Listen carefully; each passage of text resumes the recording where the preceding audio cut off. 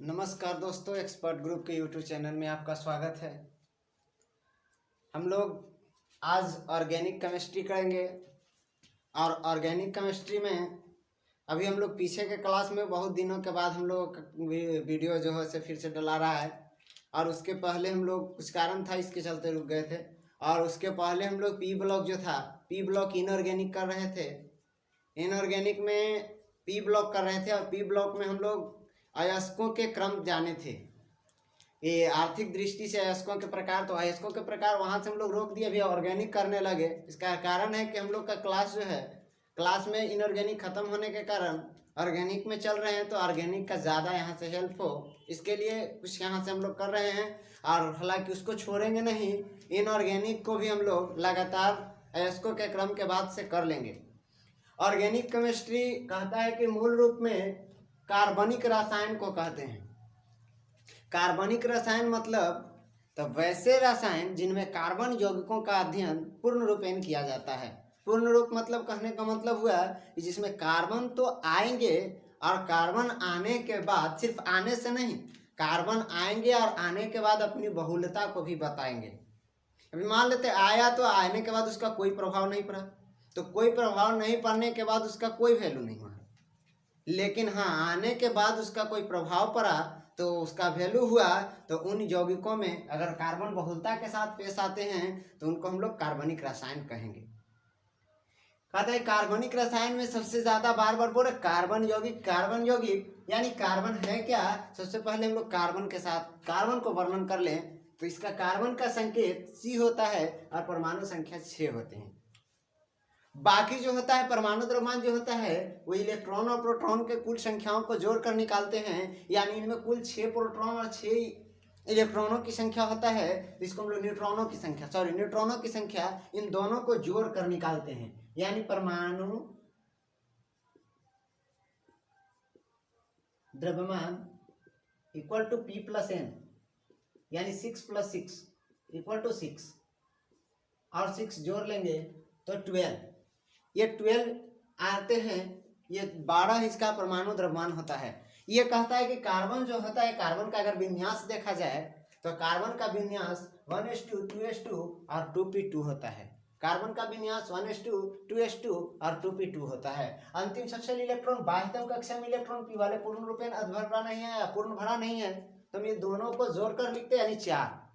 या एक अगर बोर योजना के अनुसार लिख दें तो इनके अनुसार 2n² सूत्र और 2n² सूत्र के अनुसार 2 और 4, यानी अंतिम कक्षा में 4 इलेक्ट्रॉन होंगे। अंतिम कक्षा में 4 इलेक्ट्रॉन होंगे। अब चूंकि कार्बन या कोई भी तत्व सबसे पहले जो चाहता है कि हम अस्थायी हो जाएं, और अस्थायी होने के लिए वो चाहता है कि हम अक्रिय गैस के निकट जाएं।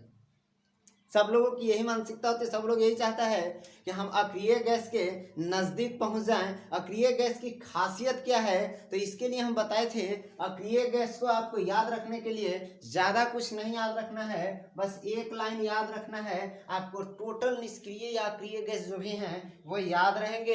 हीलियम, आर्गन, पीछे के वीडियो में बताया गया था, हीलियम, आर्गन, क्रिप्टन, जेनॉन, बाकी बचा बेटा रेडॉन। ये अक्रिय या निष्क्रिय गैस है, यानी helium, neon, argon, krypton, xenon और बाकी बचे कौन? बेटा रेडॉन। ये हैं। ये होते क्या है, ये जो जितने भी गैस हैं या जितने भी अक्रिय गैस हैं, अक्रिय गैसों की क्या खासियत होती है, सब लोग यहाँ क्यों आना चाहते हैं? तो ये जितने भी हैं ये एक प्रकार का अस्थाई हैं। अस्थाई कहने का मतलब अष्टक पूरा होना। अस्थाई कहने का मतलब अष्टक पूरा होना। ये जो होते हैं यानी अंतिम कक्षा में हाइड्रोजन और हीलियम के अलावे अंतिम कक्षा में सब चाहते हैं कि हमारे पास 8 इलेक्ट्रॉन हो। किसी भी रूप में हमारे पास 8 इलेक्ट्रॉन हो, यानी सिंपल भाषा में अगर आप इसको बोल सकते हो तो एक मार्केट है, और एक मार्केट में साइकिल विक्रेता जो हैं वो खास कर करके बैन लगा कर रखे हुए हैं कि अगर आपके जेब में 8 रुपया होगा तभी हम आपको साइकिल देंगे। और एक और कंडीशन साथ में लगाए हुए हैं कि अगर 8 से ज़्यादा हो जाता है तो भी नहीं देंगे, और 8 से कम जाता है तो भी नहीं देंगे। यानी अगर मान के चलते हैं कि कोई भी तत्व का विन्यास लिखे और 2, 8 और 1 आ जाता है तो यह अस्थायी नहीं है, यह अक्रिय गैस के निकट नहीं है।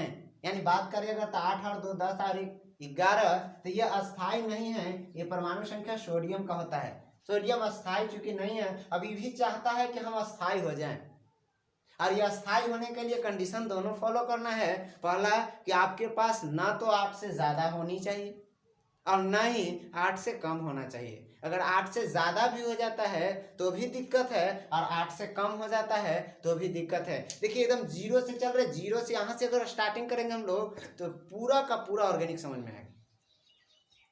IUPAC नाम तक कर लेंगे अगर इसको सिंपल तरीका से, साधारण तरीका से, तो पूरा का पूरा समझ में आएगा। बस आप देखते जाइए। कहता है कि अगर अंतिम में ही चाहता है कि हम 8 पूरा कर ले, अभी भी क्या करेगा तो सोडियम भी 1 इलेक्ट्रॉन त्याग कर धनायन बन जाता है, यानी Na+ बनने की प्रवृत्ति रखती है। अभी Na+ हो जाएगा तो इसके पास बचे शेष इलेक्ट्रॉन 2 और 8 होंगे, 1 इलेक्ट्रॉनों को यह त्याग कर देता है।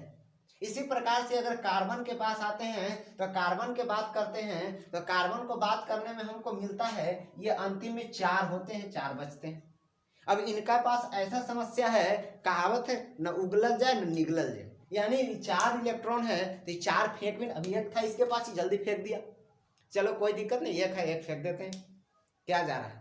लेकिन अगर ये कार्बन जो है फेंक तो 4 अगर फेंके तो अंतिम में 2 बचेंगे, तो ये 2 तो अस्थायी, कुछ कुछ अस्थायी होंगे, स्टेबल होंगे। लेकिन ये 4 इलेक्ट्रॉन फेंकेगा, कोई भी 4 इलेक्ट्रॉन फेंकना चाहेगा नहीं, तो क्या करना चाहेगा, साझा करना चाहेगा, किसी से लेना चाहेगा। अब बोलिए कोई देगा इसको 4 इलेक्ट्रॉन, बिना चिन्हा, बिना पर्ची, बिना किसी चीज के लिए 1 इलेक्ट्रॉन कोई देने के लिए इसको तैयार नहीं होगा कार्बन को। यानी अब इसके पास ऐसा कंडीशन आ गया जिसको ना तो बेचारा को मिलेगा और ना ही फेंक पाएगा, क्या करेगा। लेकिन एक कंडीशन तो है कि अगर इसमें चलना है, अगर इसमें रहना है तो अष्टक पूरा करना है, अस्थायी होना है। तो 4 इलेक्ट्रॉन चाहे तो लो, यानी इसके पास अब 2 खंभा बनते हैं यहाँ से कार्बन के पास, या तो आप इस किसी से 4 इलेक्ट्रॉन ले लो, यानी प्लस कर लो, दे दो प्लस कर लो, या 4 इलेक्ट्रॉन ले लो माइनस कर लो। अगर ले लेते हो तो कर्ज में रहते हो, और दे देते हो तो पॉजिटिव चल जाते हो। तो अगर ये चाहेगा तो लेगा या चाहेगा कि देगा, क्या करेगा, दोनों के में से कोई भी सिचुएशन क्या करेगा। तो देखिए स्थिति ऐसा है, इसको आप इस तरह से समझिएगा, जैसे हम लोग प्रोटॉन बढ़ जाने के कारण और ऊर्जा स्तर के कारण ये ना तो देता ना लेता है, तो उतना ज़्यादा हम लोग गहराई उधर नहीं चलेंगे, इधर से हम लोगों को जल्दी निकलना, इधर से चलेंगे हम लोग। कहता है कि ये 4 इलेक्ट्रॉन ना तो किसी को देगा और ना तो 4 इलेक्ट्रॉन लेगा। क्यों? क्योंकि 4 फेंकना भी कष्ट है और 4 खोजना भी कष्ट है। 4 खोज भी नहीं सकता है और 4 फेंक भी नहीं सकता है। यानी सिंपल भाषा में 4 इसको कोई दे भी नहीं सकता है और 4 ही किसी को दे भी नहीं सकता, ले भी नहीं सकता है। तो करेगा क्या, ना देगा ना लेगा, करेगा क्या, क्या ये स्थायी हो जाएगा, अष्टक पूरा कर लेगा, 8 इलेक्ट्रॉन पूरा कर लेगा, नहीं करेगा। तो यह कंडीशन होता है कि ना किसी के साथ साझा करता है इलेक्ट्रॉनों को, ना देता है ना लेता है। तो करता क्या है, ये अनेक प्रकार के अलग अलग यौगिकों के साथ साझा करता है, साझा। और साझे में यह उसके इलेक्ट्रॉन जो होते हैं वो सिर्फ कहता है कि ठीक है चलो हम पर भरोसा नहीं है कि हम तुम्हारा लेकर इलेक्ट्रॉन भाग जाएंगे या इलेक्ट्रॉन लेकर करके अपना खत्म कर लेंगे, तो ऐसा करते हैं कि तू फिर हमारा यूज करो और हम तुम्हारा यूज करेंगे। यानी दो एक मित्र खोज लिया है, इसको इसे हम लोग समझ सकते हैं, ये बाजार घूमते घूमते एक ऐसा मित्र खोजा है कि जो मित्र को पास भी 4 रुपया था और इसके पास भी 4 रुपया था, लेकिन कंडीशन था कि यह न इसको दे रहा था न इसको दे रहा था। और साइकिल का दाम, साइकिल खरीदने में कई रुपया लग रहा था, साइकिल खरीदने में 8 रुपया लग रहा था। तब क्या किया, कहा कि चल भाई दोनों को जाना तो है एक ही जगह, तो 4 तू मिला 4 हम मिलाते हैं, मिला कर करके कुल कितना कर लेते हैं, 8 कर लेते हैं। अब तुम कह रहे हो कि ना तो तुम्हारा खास साइकिल होगा ना हमारा होगा, तो एक काम करते हैं, दोनों मिलकर दोनों के नाम से रखते हैं, यानी साझा करते हैं। यानी क्या करते हैं, साझा करते हैं। कहता है कि साझा कर ले, साझा करने में तो कोई दिक्कत नहीं है, आगे हम बैठे और पीछे तू बैठो, फिर हम पीछे बैठे और तू आगे बैठो, कोई साइकिल लेके भाग नहीं सकता है क्योंकि दोनों एक दूसरे पर जा कर रहे हैं। तो अब यह कहता है कि चलो तब ठीक है, तब ये दोनों मिलकर आपस में साझेदारी करते हैं और साझेदारी के फलस्वरूप अपना बंधन बनाते हैं। ध्यान से देखेंगे, कहता है कि साझा करने के बाद बंधन बनाते हैं, साझा से बंधन बनाते हैं, साझा से। और जब साझा से बंधन बनाते हैं तो चूंकि कार्बन के पास अंतिम में कितने इलेक्ट्रॉन थे, 4 इलेक्ट्रॉन थे। अब साझा करने के बाद हो सकता है कि ये साझा करते हैं तो साझा वैसा, तो अगर मान के चलिए स्थिति एक और याद जान ले, अगर मान लो कोई 4 वाला नहीं मिला मार्केट में, तो गया बेचारा 4 इलेक्ट्रॉन वाला 4 रुपया वाला खोजा, नहीं मिला। लेकिन इसको ऐसा बंदा मिल गया कि जो 1-1 रुपया लगा के 4 गो मिल के और इसको पूरा कर दिया, तो 4 गो मिल करके भी पूरा किया तो इसका काम हो गया। अभी कंडीशन होगा कि ये चारों रहेंगे, इसे आज का राजनीतिक, ये चारों रहेंगे, ये चारों मिलकर करके अपना काम करेंगे। तो इस स्थिति में क्या करता है, तो कहता है कि ये बंधन बनाते हैं। तो बंधन कैसे बनाते हैं, तो याद रखिएगा, बंधन बनाने में कहता है कि अगर एक एक इलेक्ट्रॉनों को दोनों तरफ से साझा होता है तो इनको हम लोग यहाँ सिंगल बंधन में रखते हैं, एकल बंधन। याद रहे, जब एक एक इलेक्ट्रॉनों को साझा करे तो यहाँ सिंगल बंधन बनाते हैं। कहता है कि जब 2-2 इलेक्ट्रॉनों का साझा करेगा तो डबल बंधन बनेगा, और जब 3-3 इलेक्ट्रॉनों का साझा करेगा तो यहाँ ट्रिपल बंधन बनेगा। अब चूंकि सहसा नहीं हो जाए, 4 इलेक्ट्रॉन साझा तो करेगा नहीं, क्योंकि 4 इलेक्ट्रॉन जब साझा कर देगा तो अन्य के पास किसी को जाने की क्या जरूरत है, डायरेक्ट अपना एक और कार्बन रख लेगा। लेकिन होगा क्या कि अपने से अपना ही कर साझा कर नहीं सकते, तो ये 4 इलेक्ट्रॉन नहीं करेंगे, मूल रूप में 3 ही इलेक्ट्रॉनों के साथ साझा करेंगे, तब कोई दूसरे परमाणु आकर इसके साथ जुड़ेंगे और इसके साथ जुड़ करके और बनाएंगे। जैसे अगर बात कर लें, एग्जाम्पल अगर ले लें CH4, इसको क्या कहते हैं हम लोग पढ़ेंगे, CH4 को क्या कहते हैं भी हम लोग देखेंगे, क्या कहेंगे इसको और क्यों कहते हैं। तो कहता है कि अब यहाँ बात आती है तो कार्बन को सबसे पहले अगर विश्लेषण कर दे तो 6, 2 और 4, अंतिम में 4 इलेक्ट्रॉन है, लेकिन इसको 4 और चाहिए, तो क्या करेगा, ये 4 हाइड्रोजन को जमा करके लाया है कि चलो 4 रुपया तो है मेरे पास, लेकिन 4 रुपया और देने के लिए 4 हाइड्रोजन। अब 1 हाइड्रोजन अगर आते हैं तो वो 1 लेकर आते हैं, 1 रखेंगे, 1 और आते हैं तो वो भी 1 रखेंगे, और 1 और आते हैं तो वो भी 1 रखेंगे, और इस तरह से कर करके और चारों हाइड्रोजन 1-1 इलेक्ट्रॉनों का साझा करेंगे। अब ये जब 1-1 इलेक्ट्रॉनों का साझा करेंगे तो क्या इनका कोई बंधन में स्थान नहीं होगा, एकदम होगा। एक विधायक लेके आए चाहे 2 गो लेके आए, अब जब ये साझा करेंगे तो ये बनाएंगे, तो किस तरह से बनाएंगे देखेंगे थोड़ा सा।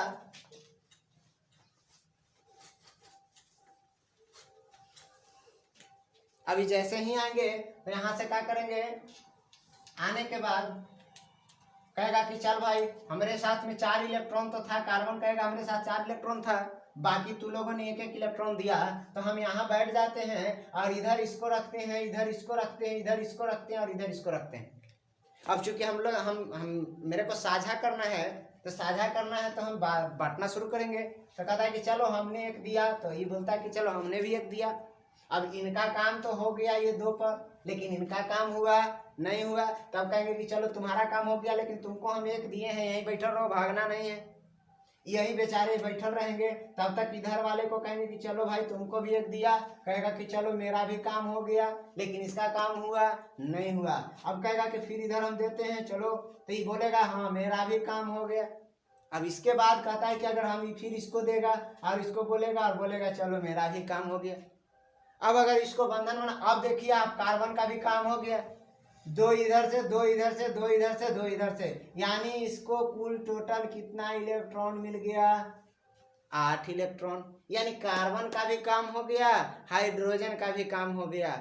अब सब लोग आराम से पता है कि तो ये बंधन में जुट जाएंगे, single bond single bond single bond, इस तरह के बंधन बना लेंगे। इसी प्रकार से अगर दो दो वाले के साथ देने के लिए आएंगे तो दो दो इलेक्ट्रॉन दे करके डबल बॉन्ड बना लेंगे।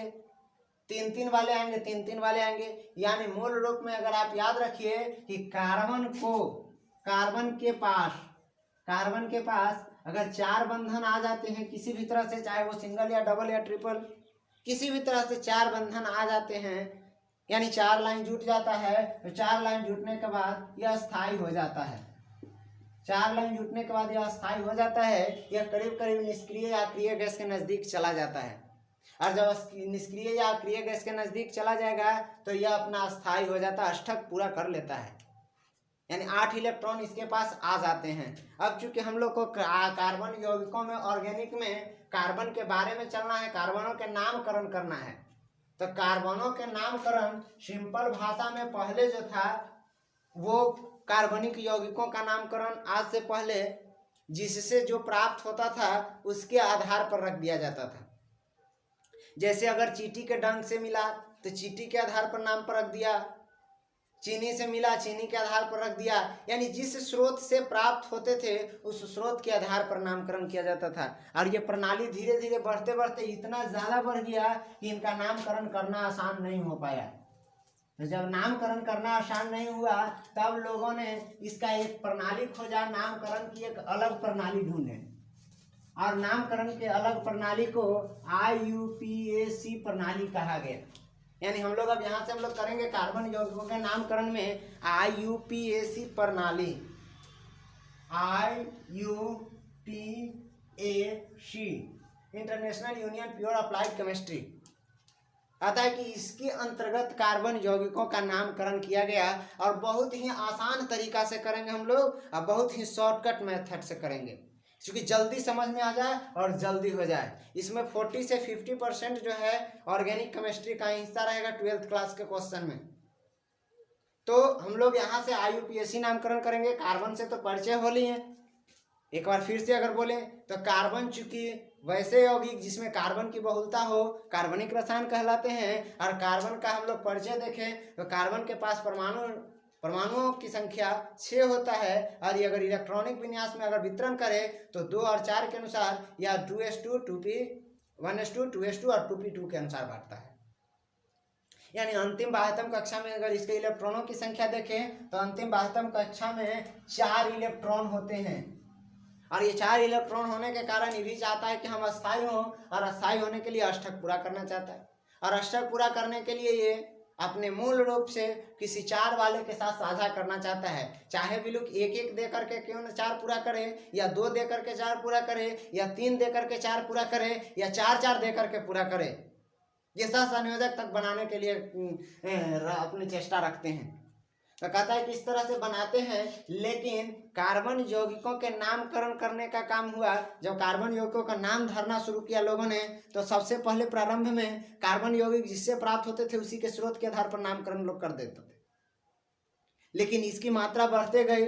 आज हमारे दैनिक जीवन में कहता है कि सुबह से लेकर शाम तक हम जो भी क्रिया करते हैं उसमें ऐसा कोई काम नहीं करते हैं जिसमें कार्बन शामिल न हो।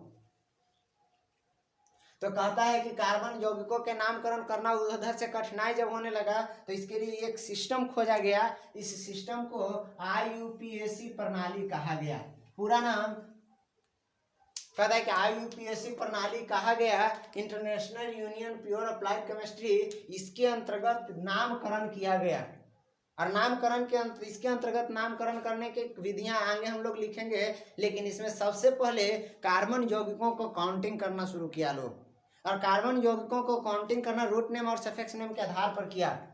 तो रूट नेम और सफिक्स नेम के आधार पर किस तरह से किए, तो हम लोग एकदम सीधा साधारण तरीका से सिर्फ याद रखेंगे, ज़्यादा जोर नहीं, ज़्यादा घींच तीर नहीं, सीधा याद रखेंगे। अगर कार्बन 1 आता है तो इसको हम लोग मेथ पढ़ेंगे, बस जितना अभी बोल रहे उतना करिए, फिर आगे वाले वीडियो में आपको एकदम रियली समझ में आएगा। जितना बोलते हैं उतना कीजिए, कुछ लिखने की जरूरत नहीं है, बस खाली ये याद कीजिए कि अगर कार्बन 1 आता है, 1 कार्बन होता है तो उसको मेथ पढ़ेंगे, और 2 कार्बन अगर आते हैं तो इनको एथ पढ़ेंगे, और 3 कार्बन आते हैं तो इनको प्रोप पढ़ेंगे, और 4 कार्बन आते हैं अगर तो इसको ब्यूट पढ़ेंगे, और 5 कार्बन आते हैं तो पेंट पढ़ेंगे, अगर 6 कार्बन आते हैं तो हेक्स पढ़ेंगे, और 7 कार्बन आते हैं तो हेप्ट पढ़ेंगे, और 8 कार्बन आते हैं तो ऑक्ट पढ़ेंगे, और 9 कार्बन आते हैं तो नॉन पढ़ेंगे, और 10 कार्बन आते हैं तो डेक पढ़ेंगे, और अगर 11 कार्बन आते हैं तो अनडेक पढ़ेंगे, और अगर 12 कार्बन आते हैं तो डोडेक पढ़ेंगे, डोडेक।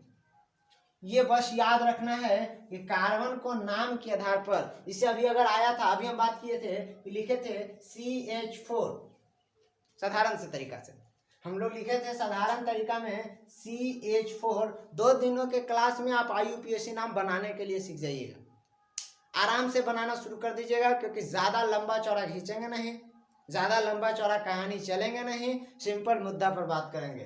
तो कार्बन 1 आते हैं तो 1 कार्बन के लिए साधारण सी भाषा में हम लोग इसको क्या बोले, मेथ लिख देना है। अब ये देखिए, कहता है कि कार्बन जो होता है ये मूल रूप में हाइड्रोकार्बन का रूप होता है। हाइड्रोकार्बन से इसका 60 गांठ बहुत ज्यादा होता है, और हाइड्रोकार्बन के ये सहारे काम करते हैं। और ये हाइड्रोकार्बन को इसे जनरली 2 रूपों में बांटा गया है, लेकिन यही 2 रूप से आगे मिल करके हमें ये 3 रूप, मेन पिलर 3 रूपों में दिखाई देते हैं। और ये 3 रूप कहता है, इन 3 रूपों को हम लोग, एक को एल्केन के नाम से जानते हैं, और एक को एल्कीन के नाम से जानते हैं, और एक जो है एल्काइन कहते हैं। साधारण सी सिंपल सी भाषा में ये 3 रूप याद रखना है, एल्केन, एल्कीन और एल्काइन। एल्केन, एल्कीन और एल्काइन।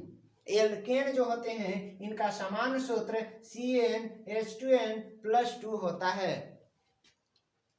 इनका समान सूत्र CnH2n+2 होता है, इनसे 2 गायब हो जाता है, यानी इनका समान सूत्र CnH2n होता है। और इनमें से गायब ही नहीं होता है बल्कि 2 घट भी जाता है, यानी इनका समान सूत्र CnH2n-2 होते हैं। अनुलग्न जो होता है सफिक्स नाम में अनुलग्न जो जोड़ने का काम करते हैं, वो इसमें अगर आता है तो ANE यानी एन जोड़ते हैं लास्ट में। इनमें अनुलग्न करते हैं तो लास्ट में ANE यानी एन जोड़ते हैं, और इनमें जो होता है ENE यानी इन जोड़ने का काम करते हैं, और इसमें जो होता है YNE यानी आइन जोड़ते हैं, अंतिम में अनुलग्न करते हैं। याद रखेंगे। अगर देखेंगे कि कार्बन यौगिक, ऐसे हम लोग इस पर बनाने के लिए ही नहीं, ऐसे ही देख कर, जैसे भी हम तो देखेंगे साखित श्रृंखला, कार्बन यौगिक की श्रृंखला देखेंगे और श्रृंखला देख करके ही बता देंगे कि ये हैं, कि ये आए हैं, कि ये आए हैं, कौन से आए हैं, आगे आपको बताएंगे। अभी आपको इसी तरह से करना है, चेक करना, जांच करना है कि एन लगेगा, इन लगेगा या फिर आइन लगेगा। साधारण भाषा में हम लोग उसका नामकरण कर लेंगे, और आज छोटे छोटे हिस्सों का नामकरण भी करेंगे, छोटे छोटे हिस्सों का नामकरण भी करेंगे, और उन छोटे छोटे यौगिकों का नाम भी लिखेंगे।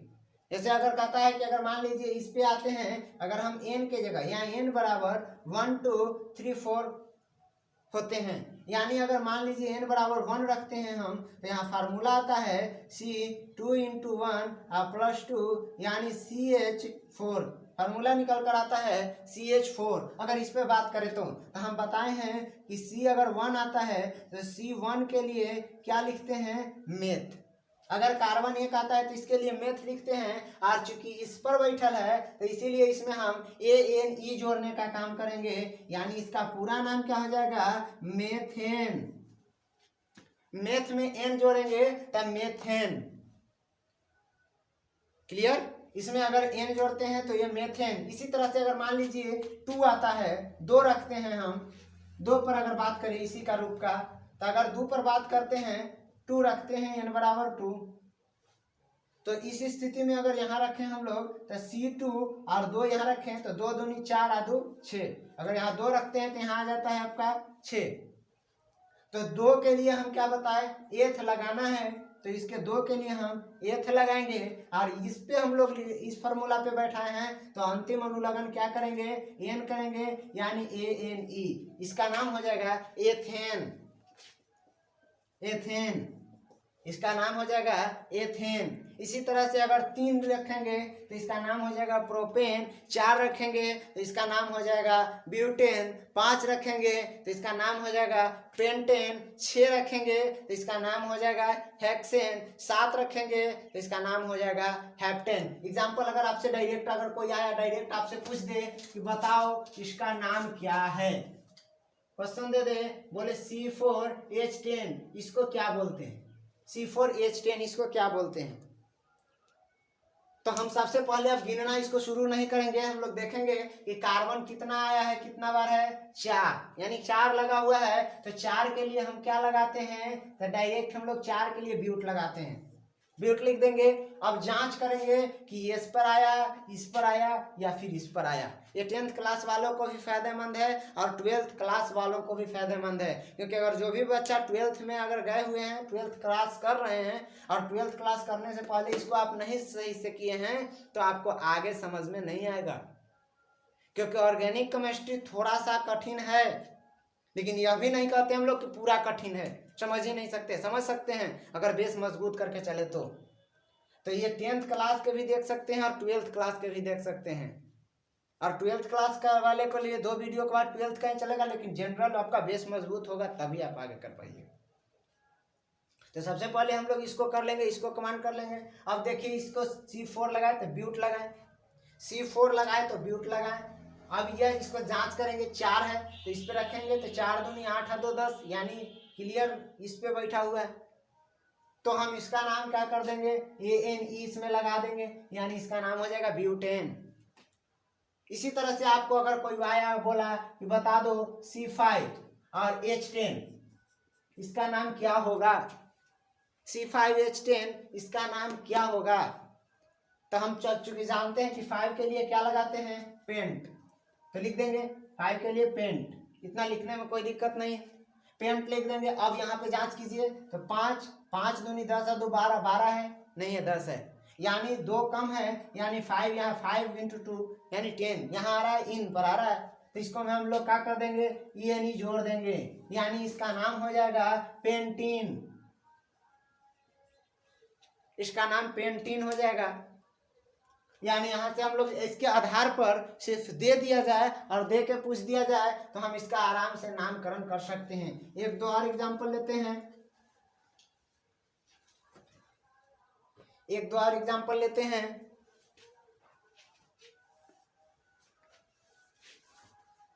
मान लीजिए आपको कोई दे दिया C7 और H12, पूछा क्या है, इसका नाम क्या दोगे, इसका नामकरण दो, नाम बताओ। तो 7 के लिए हम लोग क्या लगाते हैं,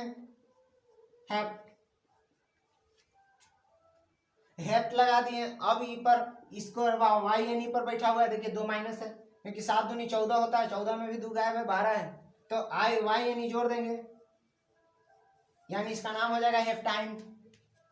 हेप्टाइन 1 के लिए मेथ, 2 के लिए एथ, 3 के लिए प्रोप, 4 के लिए ब्यूट, 5 के लिए पेंट, 6 के लिए हेक्स, 7 के लिए हेप्ट, 8 के लिए ऑप, 9 के लिए नॉन, 10 के लिए डेक और 11 के लिए अनडेक और 12 के लिए डोडेक। आगे भी हम लोग करेंगे, आगे भी इसके लिए आगे भी चलेंगे, हम लोग इसको 50 तक करेंगे, लेकिन सबसे पहले इसको थोड़ा सा करते चले, बनाते चले, ज्यादा मजा आएगा।